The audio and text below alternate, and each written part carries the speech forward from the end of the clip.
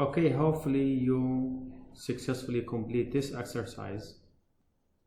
Now I'm gonna go through my own example and we can see how it can work for me.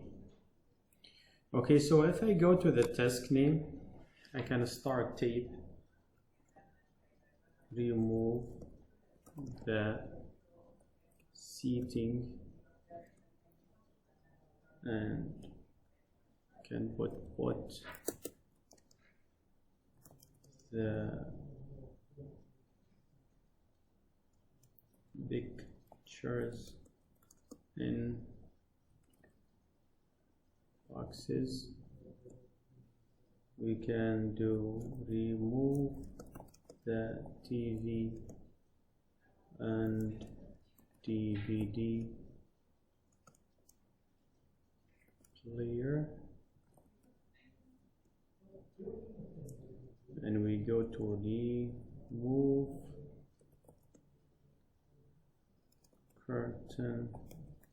curtains.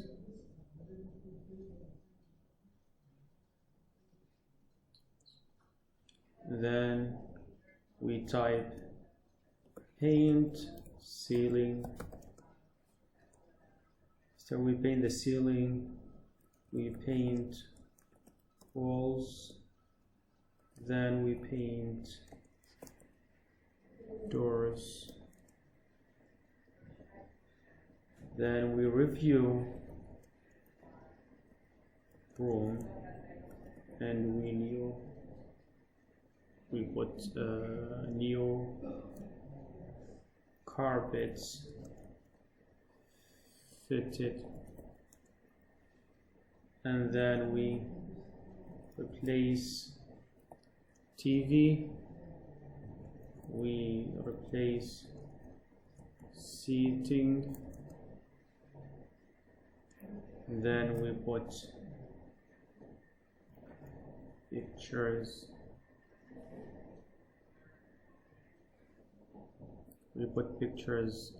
back. Okay, and then now I can go to the duration box and I will just put 3 days for each task.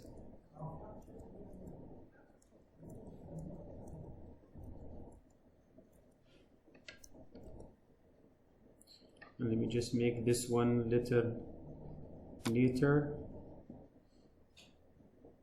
Okay, so when I put the days, you can go to the Gantt chart and you see that is started Monday and finish Wednesday. So starting today as a Monday and finish Wednesday, because we have in the timetable 3 days as a duration for each activity.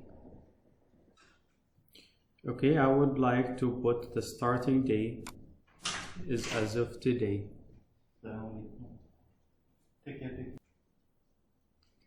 So today is 10 of October, so I mean 19 of October. So this is my starting day. If we see the predecessor, which will link the activities each other, and I don't have to type all the days here all the way down. When I put the predecessor, and the days will automatically show up due to where and which activities is linked to which. So in this case, I cannot start activity number 2 unless number 1 is finished. So number 2 is depending in the finish of 1. And this is what I'm gonna link. So the number of number 1, it's called 1 here, as you can see, 2 all the way up to 12. So I will put here 2, and this will link it with 1.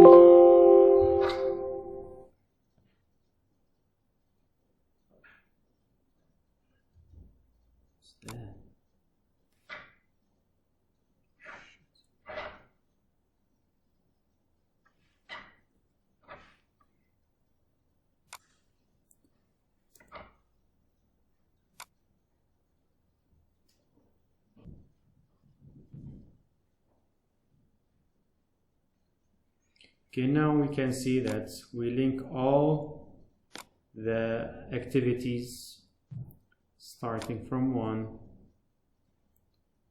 So I cannot start 2 unless 1 is finished, so I go 1 all the way down to 11, and this is how it should look like in the Gantt chart, starting Monday the 19th and finishing Monday the 7th of December. As it's shown here, it's Monday the 7th of December.